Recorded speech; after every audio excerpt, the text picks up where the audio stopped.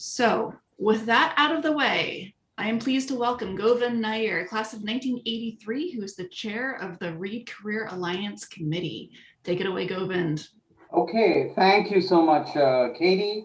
And good evening, everyone from Cambridge, UK, where I am. But good afternoon if you're in the Pacific Northwest, or good day to wherever else in the world you might be, and peace be with you.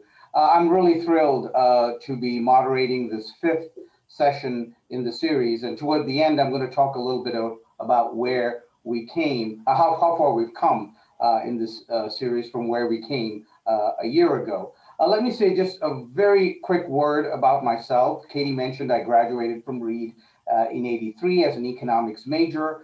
My career and path over the last 3+ decades has taken me into several different areas: financial and capital markets, telecommunications policy reform, knowledge economy, global training. I've worked on all continents.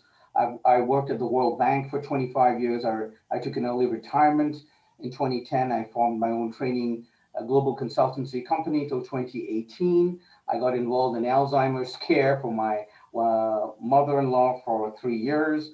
And I teach at George Washington University and several other universities in Australia and Malaysia. And if you know me by my Facebook anagram, Vingod Rain, you know that I have in the last year gone a little bit more than in an amateur way into wildlife, landscape, and architectural photography here in the US, Europe, and elsewhere. Now, I want to start with the favorite question we have at Reed, which is why? Why are we having this session? There is no typical or stereotypical Reedy, despite all the lore that we might have, all the movies, all that we've made of Reed. Reedies, however close or far they have stayed to their major, have very often, gone through various pathways in their careers and have made all kinds of choices. And as the four very, very interesting alumni panelists we have today. But the reason we are having this is that this question will never leave us. In fact, it's becoming more and more important. Why is it that people, move to completely unexpected and new areas, unexpected to themselves or others? How do they respond to circumstances?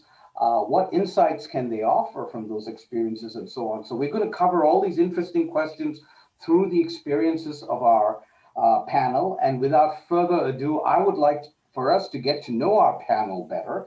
And I'd like to do that with a first very basic question, where I'd like each panelist to very simply tell us, your name, the year you graduated from Reed, your class year, your major, and just very quickly, a very quick narration, 1, 2, 3, 4 of where your career has taken you. Now, the why, your experiences, your interpretation, and so on, we will leave to other questions. So let's start with the basics. And Sophia, can I start you on our panel with that question? Hi, everyone. Thanks, Govind. It's always so special to gather with fellow Reedies. So my journey at Reed started way back in 2006, and I came to Reed wanting to be a poet, and specifically wanting to be an outlaw poet. So I was at Reed for about a semester and felt very strongly that a formal Reed education was perhaps not the best training to be an outlaw poet, and left to travel and worked as a freelance copywriter, which later led to creative direction and campaigns for several years before coming back to Reed in 2014, I think. So I came back to Reed in 2014 and petitioned to graduate early. Worked the whole time I was at Reed, graduated with a religion degree, graduated in 2016, left Reed, and really immersed myself in the kind of the agency life of one of the first social media agencies in the world, Zen Media. Worked on a lot of major campaigns with some really amazing household name brands. and then was on the cusp of negotiating equity at my agency when I decided I wanted to actually pursue social entrepreneurship. So in 2009, 2020, early 2020, I took a step back and I started my own lifestyle brand called This Same Sky. And we work with handicraft workers all around the world, essentially creating a path to market for talented multi-generational artisans, while trying to reform the fashion industry, which is the status quo there is really exploitative and unsustainable. And then when I'm not working on my company, I also do consulting for purpose-driven executives and funded startups. So I think that's the nutshell version, which, by the way, Govind, is really tough and takes a lot of restraint. Well, thank you, and I know that was perfectly predictable, totally expected, and very normal. Thank you very much, Sophia. Charles, your very normal story, please, in 2 minutes or less. In 2 minutes or less, that's difficult. Before coming to Reed, I worked in the environmental and peace movements in New York as a teenager. When I got to Reed, I continued the environmental work. I studied physics, basically to get a science background. Then I got very fed up with politics and advocacy and decided to work with individuals, and so decided to go to med school. Couldn't get in the US, ended up in Belgium for 1.5 years, and then in Holland for about 10 years. While in med school, I worked at the Department of Psychiatry for most of that time as a student assistant. When I got out, when I got my medical qualification, there was an ad in one of the medical journals for people for the medical examination group, which was a joint group between Amnesty International and the International Physicians for the Prevention of Nuclear War, for working with asylum seekers and refugees. And at that point, we started also working with people working with them. That group in turn formed a working group on the former Yugoslavia. I came down here a couple of times, and in 95, June of 95, so just 26 years ago, it came down here thinking I would be here for 6 weeks, and 26 years later, I'm still in Vukovar in the eastern part of Croatia, where I'm working with war victims, and we're doing a lot of work online, training, basically training people without previous education in psychology and trauma to work with traumatized people. We work with both the victims themselves, and we work with those assisting them. And we're working pretty much all over the world at the moment online. It's a 24-hour day job. Thank you so much, Charles, for that. Another perfectly normal pathway description. I mean, perfectly normal reading pathway description. Thank you very much. Darlene, over to you. Thanks, Govind. I'm Darlene Pashechny, class of 01. This is my 20th reunion anniversary. I was an art history major at Reed with a strong kind of, we didn't have minors then, Russian language, Russian history, and my art history focus was pretty specific. I knew exactly what I wanted to do. I wanted to go to grad school, get my PhD, and then come back and teach at Reed or somewhere like Reed. And that was the academic dream. So after I graduated, I went straight to grad school, Columbia University, PhD program for art history. I made it 4 years. I grinned and bared it. Got my master's through it, but pretty quickly figured out it wasn't the right place. Academia was not what I thought, but I didn't have a plan B. So I went to culinary school because that's what you did. You something else. Went back home to the Southwest, went to culinary school, and then worked in restaurants for a time. Did catering management, worked the line, and got hired by a gallery in Phoenix that happened to have a very large gallery space and 20,000 square feet that we held private events in. So I developed a private event business for the gallery. Why not? And that led me to think, gosh, I'm grossly underpaid for doing a lot of contracting and employment issues and liquor law issues. And I wanted to move back to the Pacific Northwest. So I went to law school at Lewis and Clark here in Portland, doing lots of businessy law type things, transactional work, thinking that was the life for me. And then in my last year of law school, I met up with a Reedy who was a solo practitioner who was interested in hiring me, except he did something I had no idea anything about, which was securities litigation work. So I took a leap, said yes, and that was my first job out of law school, and I'm still doing it today. Came to love it, or discovered I loved it. And I do trust and estate litigation, securities litigation, so investor claims against brokerage firms, trust and estate disputes, will contests, trust contests, and appellate work, and have kind of scaled that up now to where I'm on an advisory board for the Financial Industry Regulatory Authority for investor rights issues, and do some lobbying in DC, unpaid voluntary advocacy work. So yeah, from art history, Russian focus, to fighting Wall Street and helping folks with personal legal troubles. That's the big story in a nutshell. Okay, thank you, Darlene. And by the way, folks, we're still on question one. Margaret, one of my favorite people from my former and favorite Washington, D.C. alumni chapter. I'm sure I'm going to learn a lot more about you despite everything, all the drinks and other things we've had. Margaret, your turn. Thanks, Govind. It's a pleasure being on this panel today. So this is the short form version of how a political science and Russian major from Reed ends up managing agricultural development contracts in sub-Saharan Africa. I graduated in 2005 from Reed, and I went straight to Russia on a Fulbright fellowship after college. And on Fulbright, I completed a master's in Russian studies, and I really liked living in Russia, and I couldn't get any more scholarship funding, so I found a job with an international education NGO. And I worked for them in Russia as well as in Washington, D.C. And after a few years, I decided in 2010 to go back to business school and get my MBA. I interned with a microfinance organization in business school. And then since 2012, I have been working in the international economic development sector here in Washington, D.C., initially with governance and private health sector related work, and the past 5.5 years in the agriculture sector. That is my story. I'm based in Silverton, Maryland now. All right, guys, thank you so much. Now, we've got the basic lay of the landscape. We've got your very, very basic story.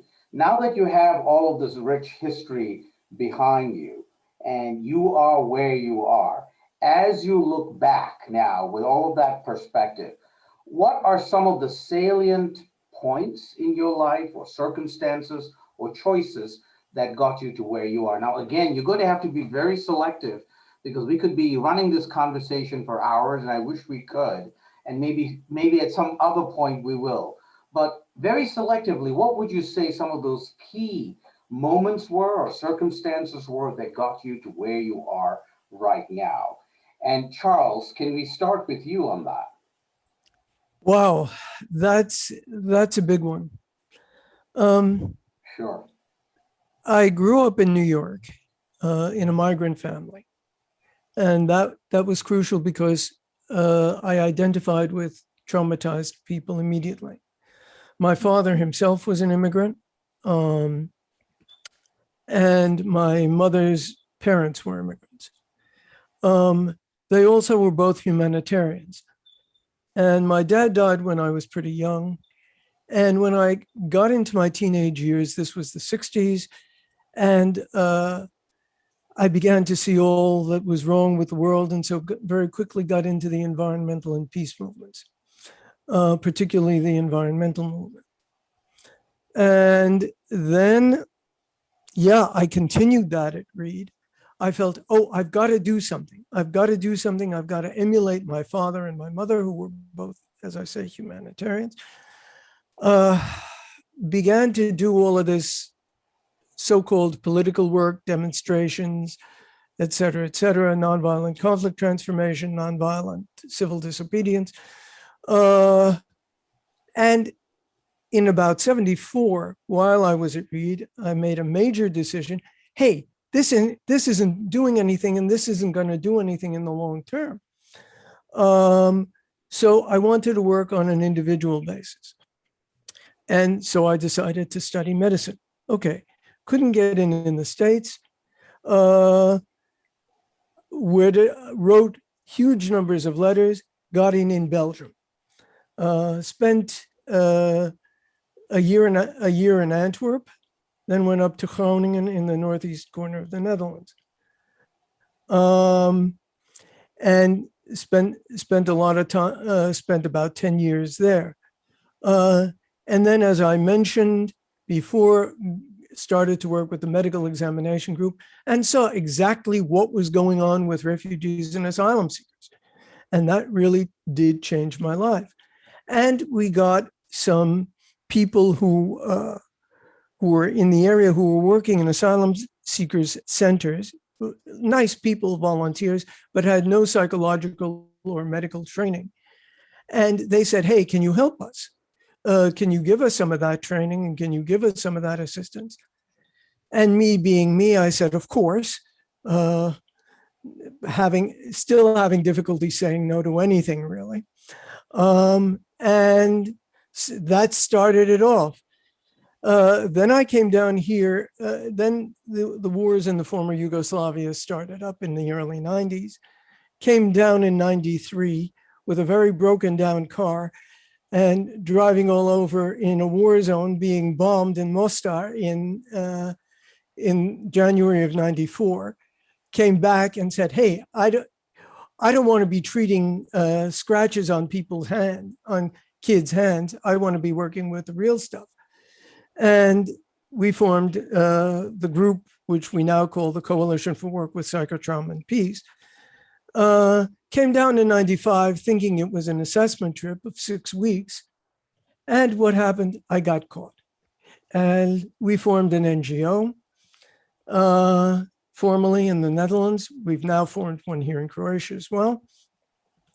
And we're working 24 hours a day, 7 days a week, more or less, on all of this stuff. So, yeah. And luckily, I have one excellent colleague, a lady from here who's as mad as I am about this stuff. And so we work very well together. And I will continue this until I die, I guess. So. Charles, thank you. Thank you so much for that trailer for what should probably be a 3-hour movie. And maybe we'll do that someday. Darlene, your side of the story now, drilling down a little deeper. Yeah, I guess I'll take a 30,000 foot view. And in hindsight, of course, but looking at all these different changes that I personally have had, so much of it was blind stumbling and just what in the moment opportunity came up and probably not very well thought through decision making, but the courage of my conviction to plow forwards. But also a lot of it, at least later, when having some of that under my belt, I would have to say some of the best decisions have been, or opportunities have been, because of human connections and kind of learning how to and recognizing, that relationship building. I hate calling it networking. I think it's relationship building. You never know where seeds are planted in someone's mind about you, what you're interested in. And from that, growing into not just relationship building, but also letting it be known what I was looking for, or looking for something different, or open to new opportunities, and having a little bit more open conversations with those human connections. So from totally blind stumbling to still appreciating, luck and lightning striking with opportunities, but now both making those relationships and nurturing, because I think it's the human touch, it's the human connection. Every best transition I've had has been because of someone who I've gotten to know, who said, hey, we're doing this new thing. Are you interested? So that's my happy takeaway. Cool, thanks. So Margaret, as you look down the landscape of your rich life, what are some of the big landmarks that pop up? So Govind, I think there's a couple inflection points that I've identified that were big either or decisions. And the first was when I graduated from Reed, the same day that I accepted my first full-time job, which was at a law firm. I had just dropped a paper letter into a box the way you accepted jobs 16 years ago. And I got an email from Moscow that said, congratulations, you've received a Fulbright fellowship. And I thought, oh man, but I told the lawyers I'll go work for them. And I don't know, should I go to Russia now? And it sounds like a ridiculous conundrum now, but I actually spent a few days really wondering if I should go be a paralegal in Portland or if I should go to Russia and do this fellowship. And now I can't imagine my life without moving to Russia. But at that time, you know, I just was finished with college and I needed a next gig. And another big inflection point was when I was working in the nonprofit sector in DC. I really wanted to shake things up and was trying to do something very different with myself. And at the same time I applied for business school, I applied to the US Foreign Service. And I actually passed the Foreign Service officer test and the oral examination. And then I got a letter that I was admitted to business school. I thought, boy, these are pretty divergent paths. You know, am I a diplomat? And I'm going to be an MBA. I don't think I can do both. I can't, you know, be in business school and then take a foreign assignment. And I ended up going for business school and sticking with that. I'm very glad that I did.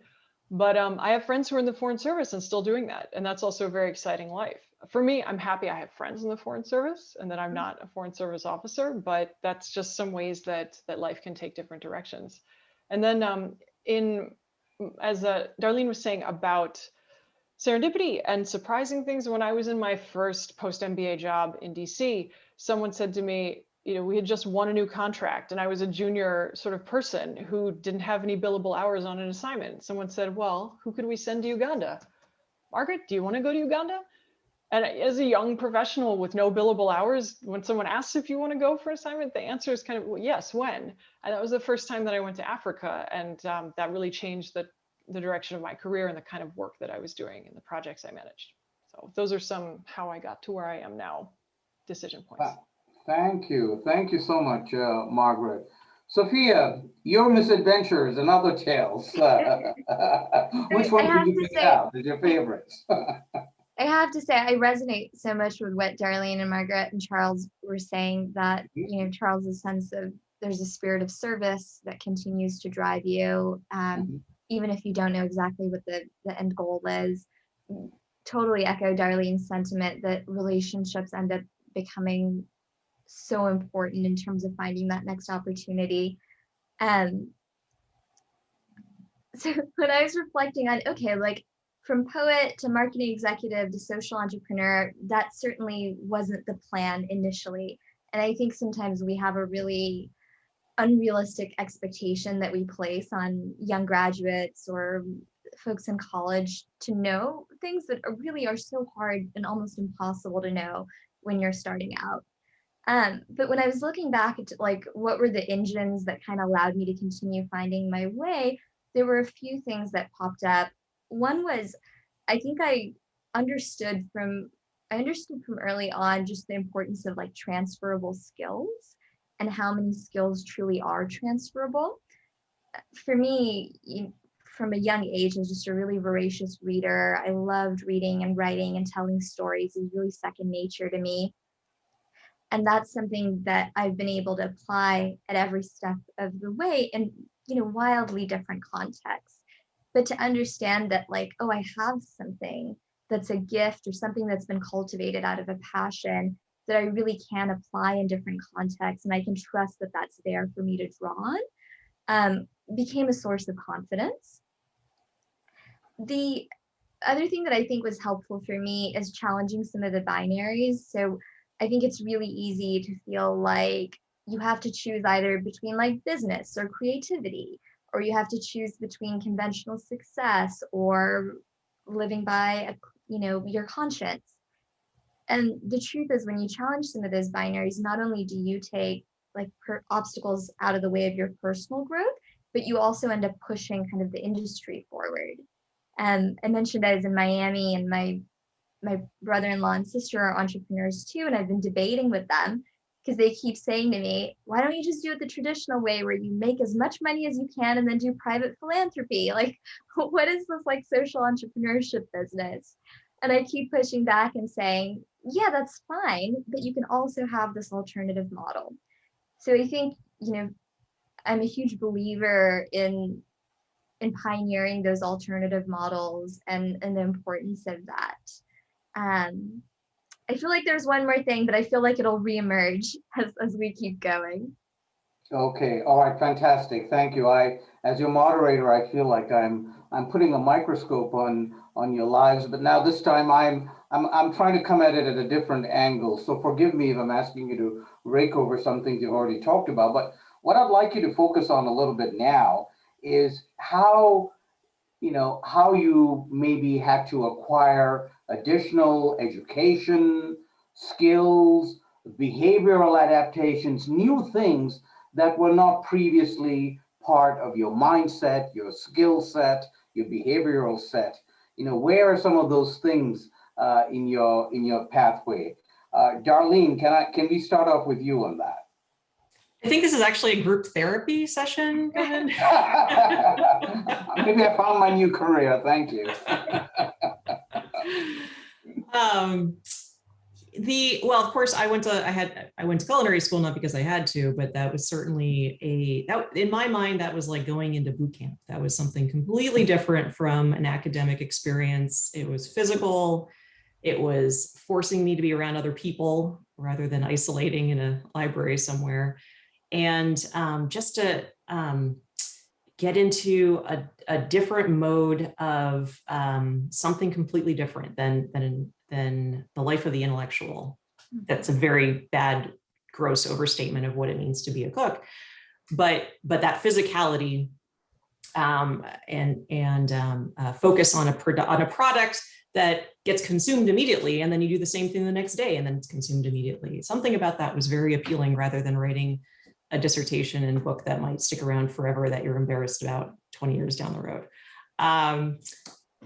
Went to law school, of course, for technical training, and as a requirement to be able to be licensed and then practice.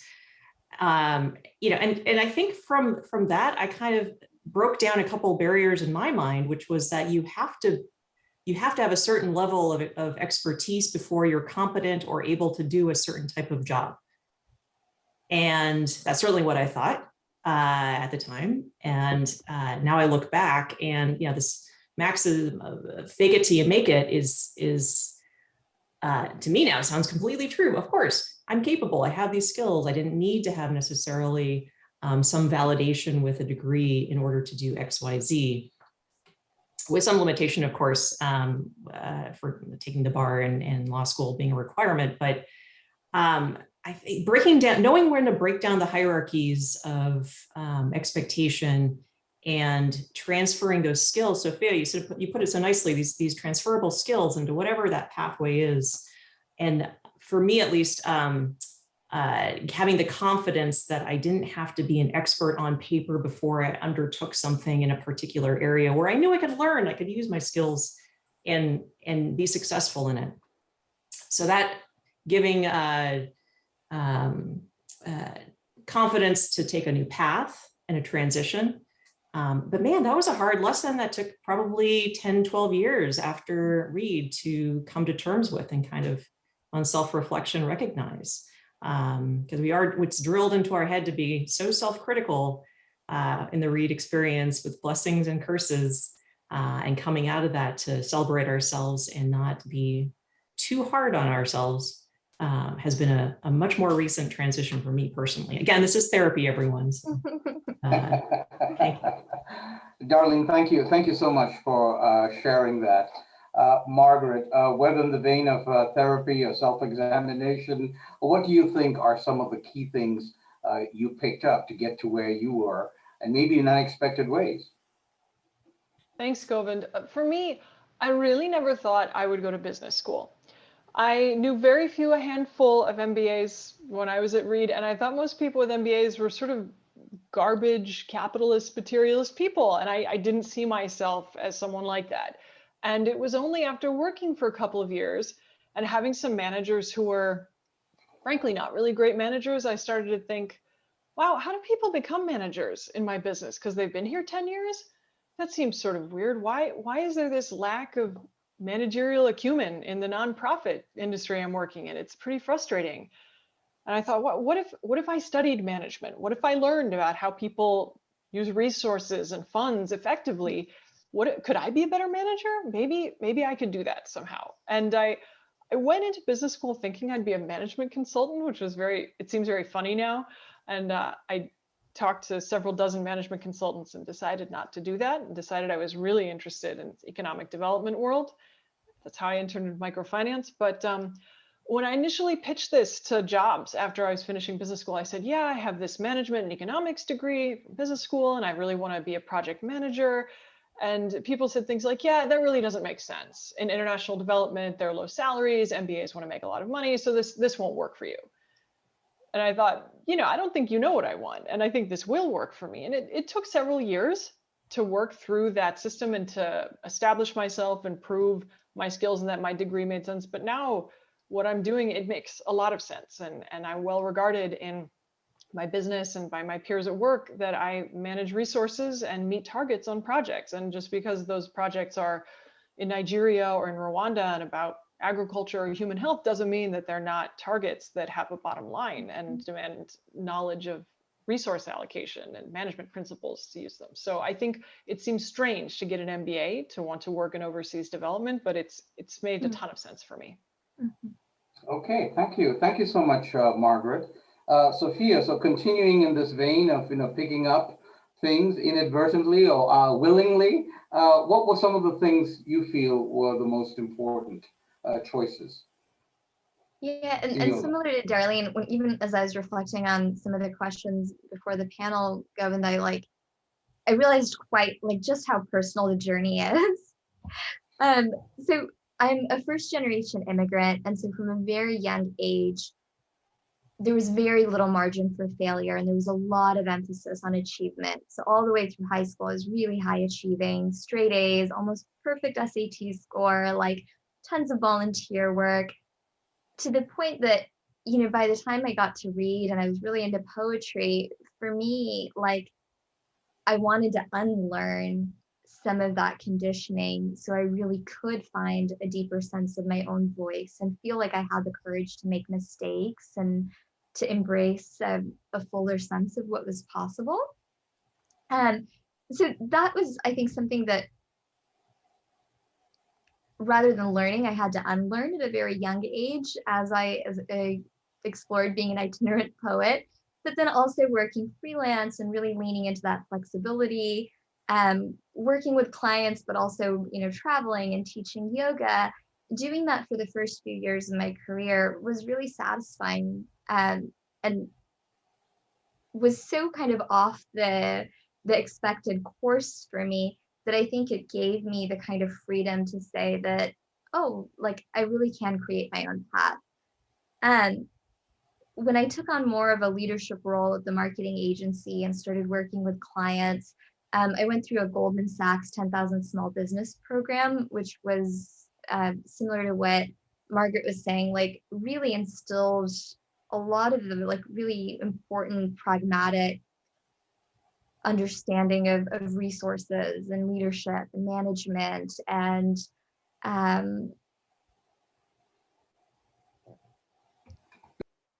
now that I run my own business, I look back at that all the time and really think about it kind of at the level of systems, I think.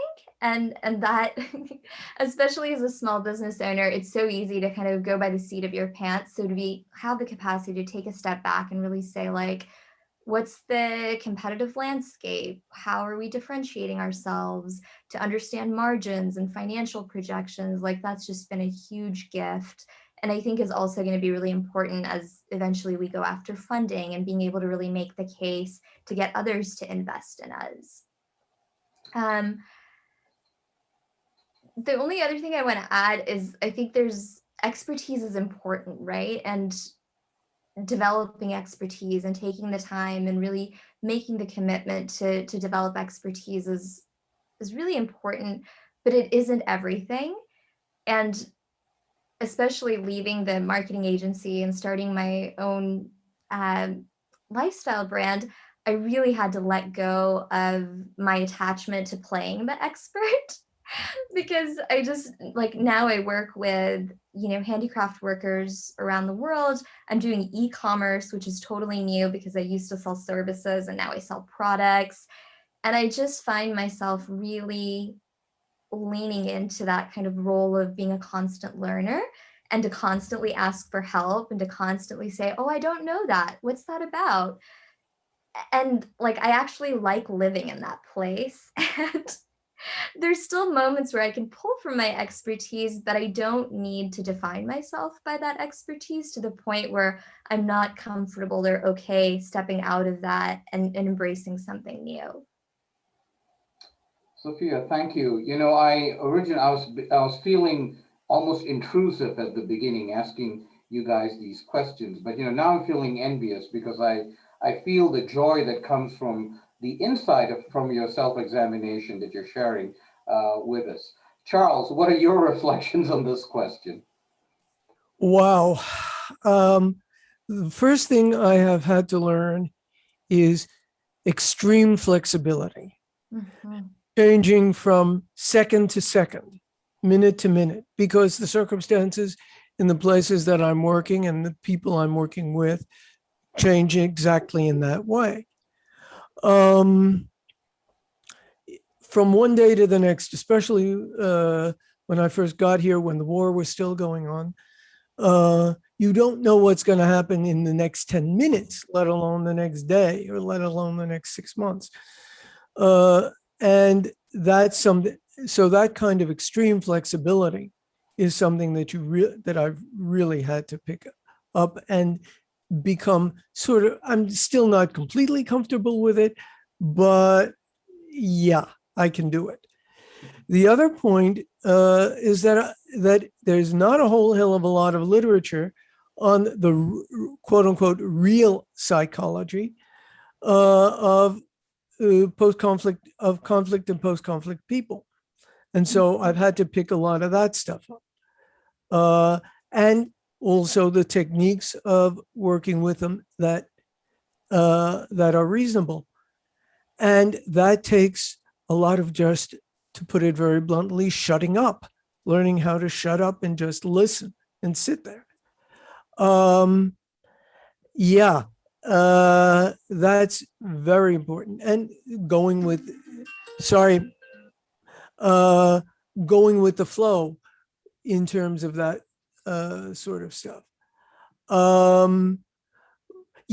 Patience and persistence. Those are the other two things. Okay. And that comes down to extremes, being extremely patient that your client is going to get there or that you're going to get through a situation, and persistent in get done what you want to get done. And that working with a small NGO as we are is sometimes extremely, how shall I say it, frustrating.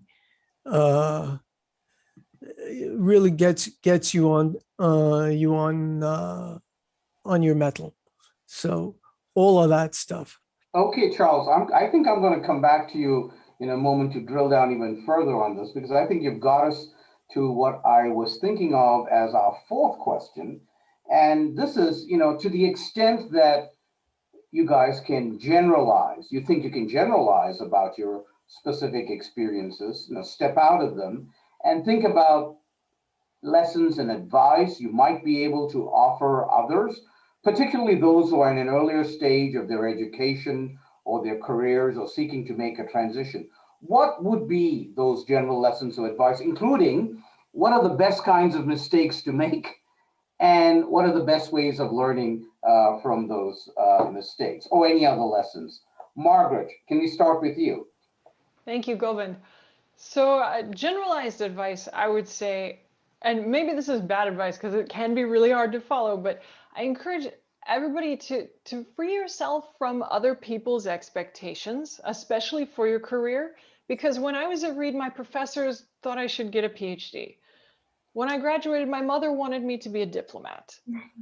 God bless my father, he just really wanted me to get a degree in anything and pay my own bills. And I felt very fortunate that I had some leeway to make my own choices and go after what was interesting to me. And I think for everyone, Sophia was talking about parental expectations and margin of error. It can be very tough, but your life, you have to live it for you. And it's very difficult and problematic to do something because someone else wants you to be doing it. And then in that same vein, I would encourage everyone to know, or if you don't know, figure out what it is that you want, while still being open and having a sense of flexibility for new opportunities. Because maybe you can get what you want, but not in the way you expected. When I wanted to do economic development, I didn't have many technical skills in specific areas. I didn't know if I would be able to work in health or in governance or agriculture. I just wanted an opportunity to get into that world.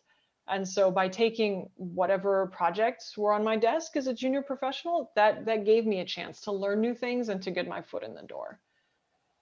And whoa, about the mistakes, Govind, I would say the best kind of mistakes, we all make mistakes, they're inevitable. I would say best mistakes you can make are kind of low cost mistakes, mistakes that you can still recover from and find your way forward, and that won't leave you someplace that you don't know how to move on from.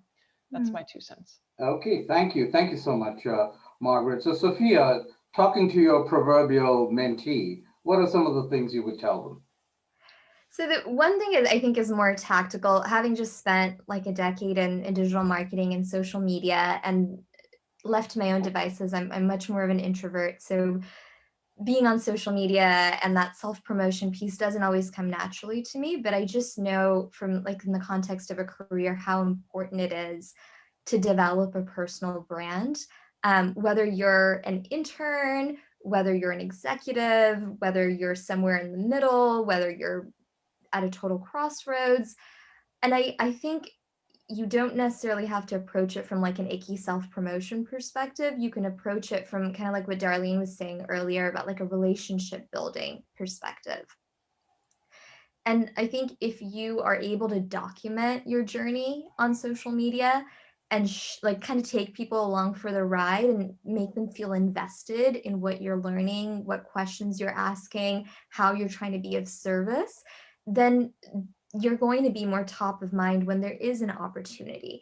It's also going to make you more attractive for a company who has almost kind of gotten a taste of what you bring to the table even before you've applied to the job, right? So that's the very kind of tactical thing. I think being deliberate about how you cultivate your digital footprint and build your personal brand is really important. And then the other piece is you like invest in your network, because just like you're moving positions in your career, so are others. And you never know how the relationship itself evolves. So I'll give an example. When I was at my agency, Zen Media, I was brought on to be a B2B influencer for Adobe as an Adobe insider. And the group ended up really bonding, and we'd go to conferences together and we'd geek out about like digital transformation, and there was a professional layer to it, but we were also invested in one another as individuals. And when I shifted from the agency and I started my own social enterprise, I was really nervous that I was going to kind of lose those relationships. And instead, Adobe ended up becoming our first client for our corporate gifting push last year. And it was a really strong reminder that, even though I'm not in the same role I was anymore, the relationship still endured. And then I was able to kind of redefine it as I was reinventing myself.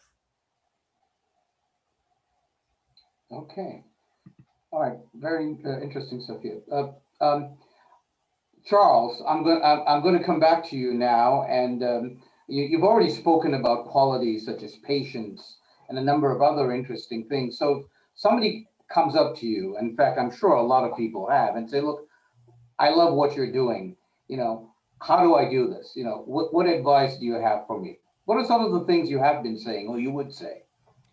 Okay, couple of things here. For the most critical one is do what you love. And don't care what anybody else says about it. Do what you love, because that's going to get you somewhere. I'm going to repeat that business of be persistent and be patient, because you can get really frustrated and you can really go out of your bleeding head if you're not. And even if you are, you can go out of your head. Be critical toward yourself and toward everybody around you. Don't take anything for granted. Criticize, look, do research, all the rest of that stuff. But to thine own heart be true. There was never a truer phrase spoken, I think. And talk. Talk to as many people as you can, get as many insights as you can. And yeah, be critical. Be critical toward yourself. Love yourself, but be critical toward yourself. And be critical toward what other people are doing. And please don't get me started on what NGOs and governments are doing in development these days, because then we'll be here all night. All right. And even about what the criticism of what we're doing in our own organization. So I think that those are the keys to it all. Thank you so much, Charles. And you know what I enjoy, and what I'm enjoying about this is what, if we take it out of context, can sound like platitudes and banalities, sound really concrete, because you guys have had some very key experiences from which to speak, to all of this advice. Darlene, over to you. Low-cost risks or low-cost mistakes. I can't remember the phrase you used, Margaret, but that resonated with me, because it's not that taking a risk, kind of being all in, putting on the line, it's not necessarily a bad thing, but man, how many more roadblocks can you put up with financial hurdles when doing transitions, or getting down a road that I caution folks looking for, interested in law school or interested in doing XYZ, about to take out the, I don't know how many zeros after the number in student loans. And just like like anything else, factoring in what limitations that can put on decision-making. Yeah, I really do want to, this isn't like I figured it out moment and here's my advice, but keeping flexible options open and not burning bridges. Those have been really important lessons learned with family too, and friends, and kind of the willingness for folks to help you. I would love to have a conversation with you, Sophia, about this new, it's not new, but what we're in, the era that we're in, and digital technology and marketing and kind of this online telling your story, as someone who hates an online presence and this, but recognizing the value of it.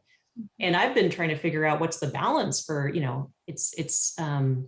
are ways to make yourself, telling your story in a digital world that isn't necessarily the everything all in that you see someone who's just like every minute of their day being telegraphed to the world, and staying open to that. So that's not, maybe that'll get into our next question, but those were just some thoughts I had listening to our other panelists. Keeping open and flexible, certainly, but I want to hear more from Sophia and talk with Sophia and others like Sophia who have really mastered this realm, but also finding the balance for us in this new technology. Okay, thank you, Darlene.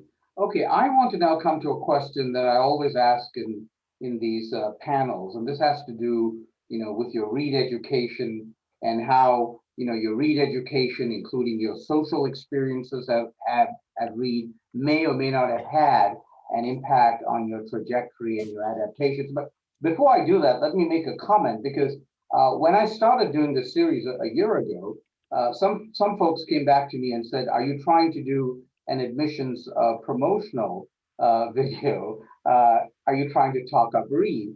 And I had to tell them, look, our audience is read alums like us. All of us are read alums or current students. So what I'm inviting in asking this question is candor.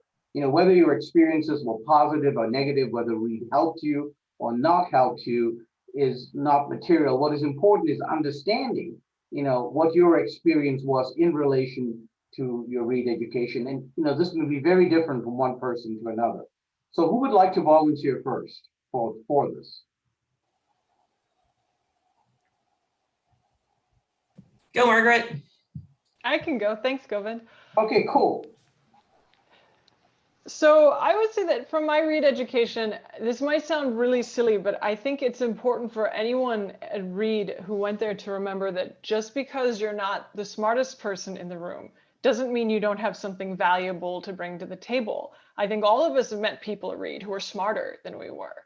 And I remember being frequently humbled and impressed by people thinking, oh my God, my classmates know these things. I don't know them. I can't figure them out. But it was also, at the same time, it was humbling. It was important to realize that, well, I'm not useless just because I'm not the person who gets everything all the time. I still know things and I can do things that are important, that contribute, and I have a place here in the discussion and in the larger world. And I would say something else I took away from Reed, maybe this sounds too much like admissions propaganda, was you need to find your champions and to keep up with them. A lot of people, whether it was my professors who recommended me to do a Fulbright fellowship, or whether it was the head of study abroad who recommended me for my first full-time job out of Reed when I finished Fulbright and worked for an international education nonprofit, or friends who went to business school before I did, who were Reedies. And I said, how did you do this? How did you take your Reed education and go for an MBA? Start with me from square one. Friends who mock interviewed me for business school programs, who were Reedies, and said, look, I know what you need to succeed, and just let me work through this with you. And that was super valuable. And it was great to have people who cared about me and believed in me and were there for me along the path and helping me find what I wanted next. Yeah, that's very helpful, Margaret. Thank you so much. Anyone else? I mean, I'll echo what Charles was saying earlier too about the value of being critical. I think seeing that as, being able to constructively and kindly and robustly disagree, especially with people who are in an authority position, oftentimes can be kind of in the service of the conversation or the industry or the problem you're trying to solve. And I feel really grateful that, everything from being on a first name basis with your professors, I just felt like there was that permission to be critical that I have continued to kind of draw on. I remember being at Reed when sometimes the conference style classes would feel really tedious. And I think there were moments where someone hadn't done the reading, or you were going around in circles, and it just felt like, ah. But then I realized so much of my workflow is being around a table with different stakeholders, having, this exchange of ideas, and being able to hang in there through when it's not working, to be able to steer it to a more constructive direction, to be able to constantly include and integrate everyone else's ideas and also advance the conversation. I've just found that, maybe it's because I'm in a communications profession, but I've just found that to be something I draw on almost every day. Just to play to give the other side of it, I think the toughest thing about a Reed education that you kind of have to take with a grain of salt, or maybe you have to even unlearn along the way, is just that I think sometimes it's great to feel like there's always more to do and there's always further to go. And sometimes it can become self-defeating, right? Sometimes you have to be able to say, especially in the real world, you know what, that's good enough. I'm not going to spend 20 hours researching this. I'm going to spend 2 hours researching this, get enough sleep, and it's going to be good enough. So it's great to have the self-discipline and the rigor, but sometimes you also have to be more flexible. And sometimes a little more flexibility is what ends up being more sustainable over the course of a career. Thank you for that perspective, Sophia. I like the way you try to balance things out. Any other perspectives on this? Well, one thing to keep in mind, we come from pretty different graduation range years on the panel. Yes, and on this this is deliberately done. Yes. all of us here. And yes. It's pretty recent that Reed has been recognizing and celebrating non-traditionally academic career paths after Reed. I certainly folks in my cohort, and what I felt was that weight of expectation, going back to expectations. And it wasn't like anyone at Reed told me you have to do X, Y, Z. It was just, oh, this is natural. This is the academic life, is what we have beyond this. And just not a lot of support for other alternatives. And it's not that, Reed is a place to explore and figure these things out and have some missteps and learn for yourself, absolutely. But having additional support for our current students and new graduates with the Center for Life Beyond Reed, these are amazing things that I wouldn't have had the presence to think about conference style, Sophia, in this way of actually constructively teaching me to have discussions, because it was pugilistic from what I remember back at Reed. And it was, I'm doing it the right way. And I'm advancing my critical, analysis, and I'm defeating my opponent across the table. And one would think that would be perfect for the practice of law, but actually the opposite, that's not helpful at all. And yes, the foundational skills were there, but connecting the dots, we've learned that ourselves over time, but Reed is also now doing a better job with helping students recognize and translate that to the professional world afterwards. So that's really fantastic to see. And one thing too, someone mentioned, or I think I'm kind of scanning the chat, questions about how many Reedies have helped us along the way. There are so many hidden Reedies out there. It's also new for us to be celebrating that we're Reedies and kind of putting it out there that we're alumni and identifying as Reedies. I don't know. I've had cases with opposing counsel who only midway through a case, we figured out we're both Reedies. We're just not really conscious of that. We're like, what, really? So, to the extent that we can fly our flag a little bit with celebrating being Reed alumni and make it known, I think it'll help everyone around the table. Yeah, well, and part of that is always, like with any society, revisiting our mythologies and historical mythologies and current mythologies, and seeing where the mythology, where the rubber meets the road. And this is why these kinds of dialogues, I think, are especially useful. And you said cohorts. We've covered, and I'll say a bit more about this toward the end, 5 decades of classes in this series, and I think brought out a lot of interesting things. Charles, any words on this topic? Oh, yeah. Take out a Reed. I'm sure you do. So just give us a few, and we'll get into the Q&A. Thank you. First of all, the criticality, the being critical of everything, because if there was anything I learned, to be critical of yourself and to be critical of everybody who's in the conference with you. That's something. Maybe that was something of my decade, but that really came out. And that was, I've made some mistakes with that. I once had a professor tell me that if I criticized him again, I would never become a doctor. But this was in Groningen. That criticality, the idea of working very hard, the idea of criticizing not only yourself, but everything else, and the idea of really going at something basically, not just accepting things at face value, or not just accepting something that's written in one place in the literature.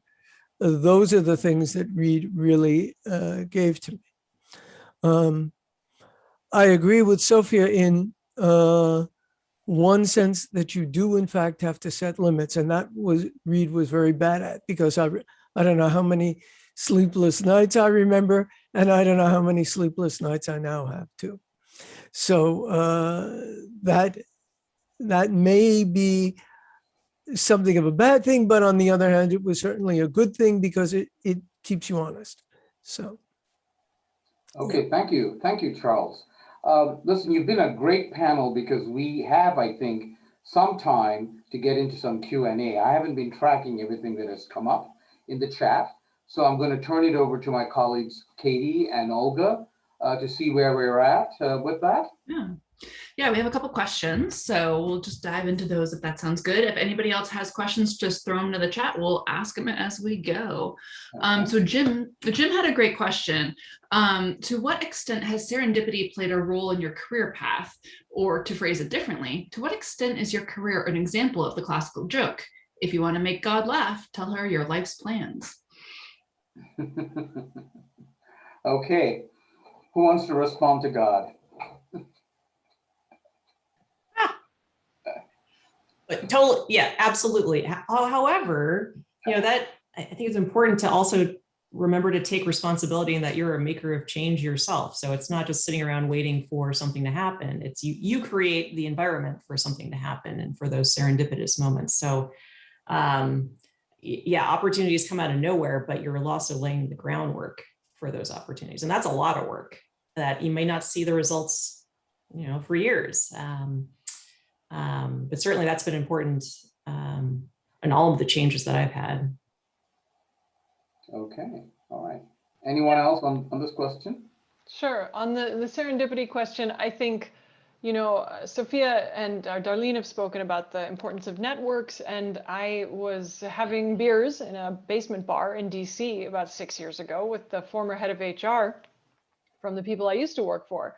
And he said to me, well, what are you thinking about, Margaret? And I said, I'm looking at my next step. I'm thinking where I might work, what are you hiring for right now? He said, well, we need someone to manage programs in West Africa. And I said, I don't speak French very well, so that's probably not the right job for me, but keep me in mind. And about 5 months later, he messaged me and he said, hey, we're hiring for someone for an Ethiopia program portfolio. Are you interested? And I said, definitely. That's way more up my alley. Let me send you my resume for it. And, it's sort of a DC truism to say I was having beers with someone and they told me about a new job. But the point is, I was really just looking to connect with someone I used to know, to put it out there that I was looking and I was on the market. And then someone quit a job and a new job opened up that was very good for me. And that was almost 6 years ago. And so that's how I have the job that I have now. And so it's good to keep in touch with people and it's good to be open.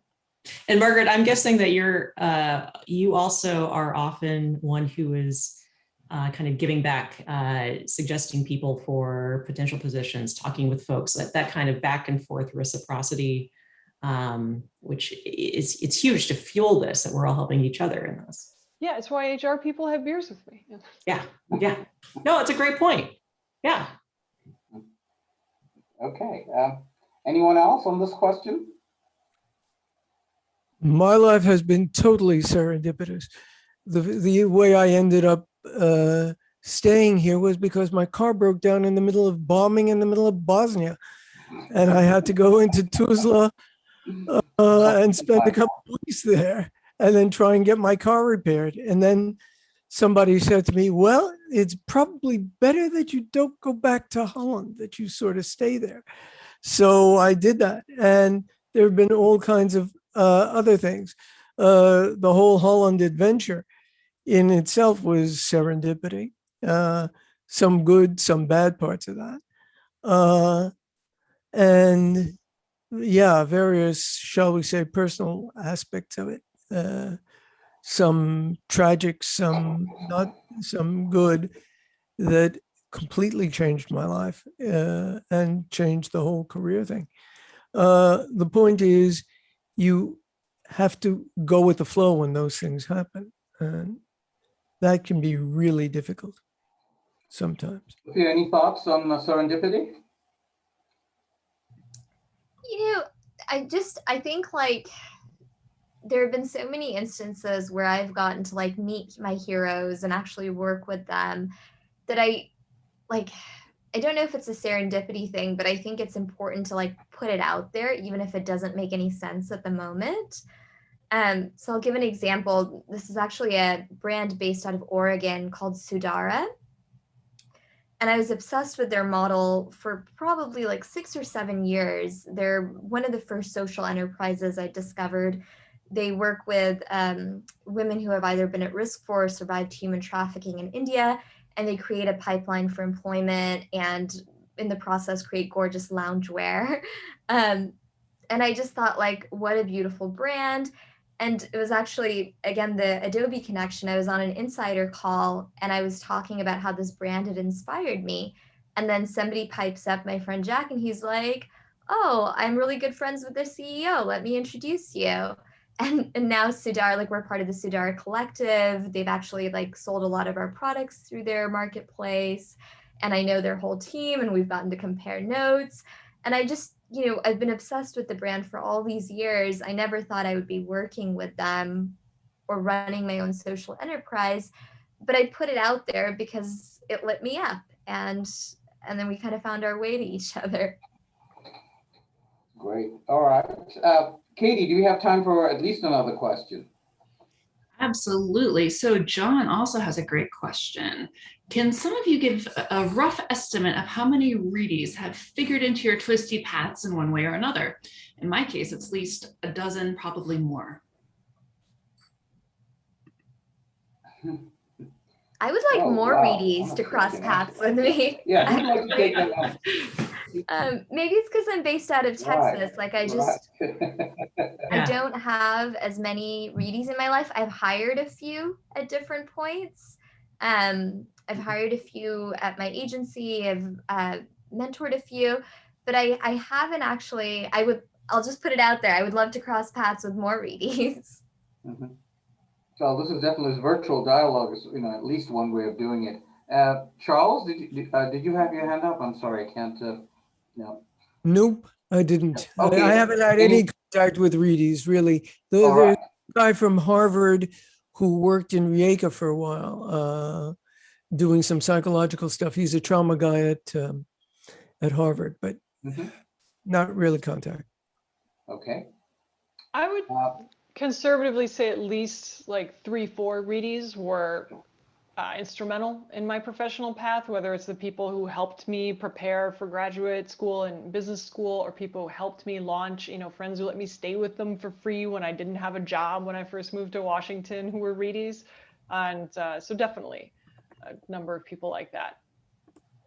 Okay, all right. I'd like to comment. We're all talking about read classmates for job networking. I have found that the read trustees, because they're business leaders and they know everyone, are fantastic references for getting jobs. And it's okay to call them up and say, I'm a readie and I need a job. Who do you know? That's one of the reasons they become trustees, because they're very interested in students. Cool. Yeah, thanks. Thanks, Rob, for that comment. Katie, are we close to closing, or do we have time for one more question? I think yes, I think, this is my question. So what's next? Is this it for now, or do you think you're going to do something else unexpected next? All right. Who wants to take that one on? I'll go. Given that others in our careers might be listening.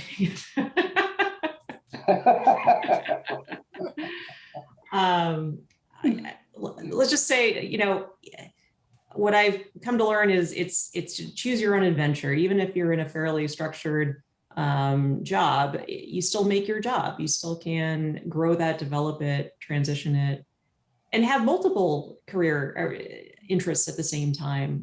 A lot of the volunteer work that I do with advocacy work doesn't pay. It maybe gives me a referral once in a while, but it's not the basis of my job. But it's a labor of love, and it's a service volunteerism that fulfills areas that I might not get in the day-to-day in other aspects. So I don't know, is that so much of changing as developing and growing that might go in different directions?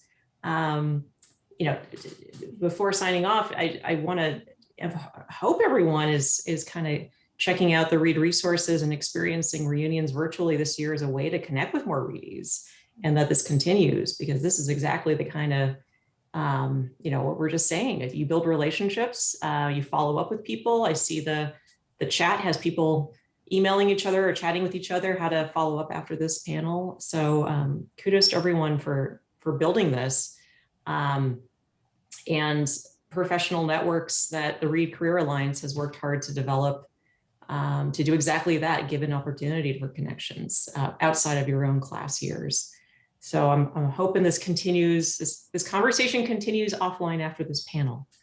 Absolutely. Any other comments on this question? There's this classic Sheryl Sandberg quote where she says, think of a career as a jungle gym, not a ladder. So I love, Katie, that you asked what's next, because I think it's the reinvention and the kind of rediscovering what lights you up and how you enact it in the world. That's always a question. It never really stops. I'm actually, so I'm in Miami, and I've actually been checking out a program, an MBA in the business of sustainability here. So Margaret, I might reach out and talk to you about MBAs. And I hadn't been thinking about going back to school, and it's weird because it might actually mean firing some of my clients or like taking a step back to take a step forward. But an MBA might be in my future. We'll see. I do know that the more I learn about sustainability through kind of the handicraft industry in the world, the more I want to learn about it, and the more I realize how much we're just scratching the surface, both individually and collectively, on that. And yes, more Read events and more networking with Readies is hopefully also in my future. Okay, very good. I think we're coming to the end of our time here. So Charles, please go ahead. Well, all I wanted to say is I'm a megalomaniac, and I see the absolute need for the kind of work we're doing. In other words, psychological assistance to refugees, asylum seekers, victims of violence all over the world. And if you look at the Lancet, the medical journal in the UK, you see that more than 90% of the people who need mental health assistance aren't getting it. Now that to us is staggering. I was talking about this in a group the other night. We want to build capacity everywhere in the world. I don't know where we're going to get the money, because the international community and the international NGOs and governments are absolutely insensitive to this, and in fact are antagonistic to it. If you look at what's going on with the European Union and so on and so forth, it's horrible and it's staggering. So we want to build capacity we have a program which we call Building Barefoot Therapists. So in other words, teaching people who have no previous education and no previous skills with psychological assistance within their own communities to do it within their own communities. And I would rather have 10 such groups a day than do an hour of administration or business or fundraising. I hate that kind of nonsense. Forgive me to the other panelists, but if I'm working with highly tortured people, I'm happy. If I'm working with business people and fundraisers and bureaucrats, whom I have another name for, which I will not mention right now, I'm not happy. And so that's really where I want to go in the future, is to get rid of some of the administration and rid of some of the fundraising and go even more deeply into the therapeutic stuff and particularly the teaching, because the teaching forming a kind of a pyramid scheme, because that's really important, I think, in the world. Charles, thank you. Thank you for your passion and candor. We always like that. Thank you. Now, I think, unfortunately, we're going to have to close this. And I mean, I could simply say thank you to all the panelists, and I will say that, but that really does not capture what I'm feeling. This is the fifth panel I've moderated since we started this last year. I think exactly last year, June. And I actually want to give you a few stats, not that the stats capture any of what we've all experienced if you've participated in this before in the audience, or like Sophia, who's now the second alum panelist to come back. But let me give you a quick idea of where we've been since we started this June 2020, when I got this call saying, can we do something because of the pandemic? We have brought together in the 5 panels that we've had to date, 27 unique Reed alums, like the alums we have today, representing 18 class years spread over 5 decades from the 1970s through the 20-teens, representing 19 majors based in 19 cities in 8 countries on 5 continents across the globe. And the attendance has ranged from 13 to 101 alums and current students, as well as a few Reed parents. The total panel time has been about 8 hours, but the effort to put all of this together represents about 150 person hours if we take the alumni time, the staff time, my time, Katie's time, and so on. So it does take a lot of work to put it together, but this has been a very rich experience. To me, what it does is it draws the value from this very important asset that we have, the social capital that we have in our alumni community. And as I think some of you said today, this is very good that we're starting to do this even more intensively than before. And it's really great to see connections going across people. I haven't seen everything in the chat. So there's a lot more to come. I'm going to hand it over to Katie in a moment to tell us what's going to come. And I just want to once again, wholeheartedly thank our panelists, thank our alumni community, our alums, our fellow alums, for bringing their talents and energy and insights into this dialogue. And peace be with you. And we'll have more. Katie, over to you. Thank you, Govind, so much. You've been so instrumental in making this series happen, and we're just so grateful for it. And thanks to our panelists for being here today. If you did enjoy this career panel, we do have more planned for the fall. So we have the 2-part series on Reedy physicians, as well as panels on Reedies in government and Reedy educators. Thank you all so much for attending Reunions 2021, the virtual edition. Our last event is at 6 p.m. Pacific tonight and is a poetry reading. We hope you can join us. And we'd love to have feedback on your experience. There'll be a survey delivered via email tomorrow to you. And we hope to see you all in person next year. Dates are June 9th through 12th in person on campus. Come join us, please. We'd love to see you.